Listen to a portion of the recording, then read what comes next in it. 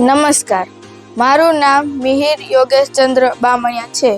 હું આજે વિકસિત ભારત વિશે બોલવા જઈ રહ્યો છું. આપ સૌ શાંતિથી સાંભળો. વિકસિત ભારત એ આપણા દેશની પ્રગતિ અને સમૃદ્ધિનું પ્રતીક છે. શિક્ષણ, ટેકનોલોજી અને ઉદ્યોગ સાહસતા દ્વારા ભારત વૈશ્વિક નેતૃત્વ તરફ આગળ વધી રહ્યો છે. વિકસિત ભારતના નિર્માણમાં યુવાનોની ભૂમિકા અત્યંત મહત્વપૂર્ણ છે. ભારતની આર્થિક વૃદ્ધિ અને વિકાસ વિશ્વભરમાં એક મોટી તક છે. વિકસિત ભારતના સ્વપ્નને સાકાર કરવા માટે આપણે સૌએ સાથે મળીને કામ કરવું જોઈએ. જય હિન્દ, જય ભારત.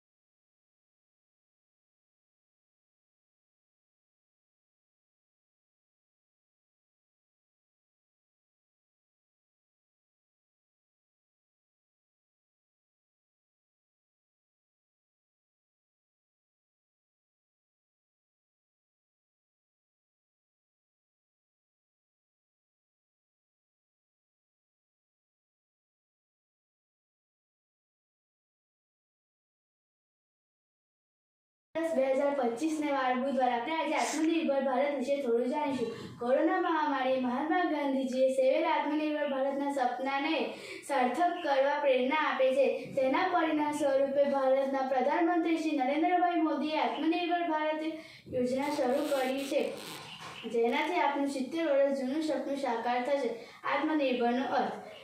સૌપ્રથમ આપણે સૌ જાણીએ છીએ કે આત્મનિર્ભર એટલે શું. આત્મનિર્ભર એટલે સ્વયં પર નિર્ભર રહેવું, કોઈના પર આશ્રય ન કરવો. ભારતીય સંસ્કૃતિના પ્રાચીન ઇતિહાસ પર આપણે નજર કરીએ તો આપણને આપણા દેશની આત્મનિર્ભરતા વિશે ખ્યાલ આવશે.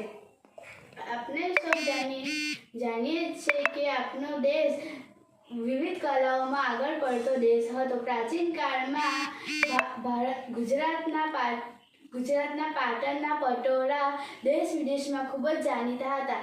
આત્મનિર્ભર ભારત અભિયાન. ભારતે આત્મનિર્ભરને બનાવવા ઉદ્દેશીના પ્રધાનમંત્રી શ્રી નરેન્દ્રભાઈ મોદીએ 12 મે 2020ના રોજ આત્મનિર્ભર ભારત અભિયાનની ઘોષણા કરી હતી.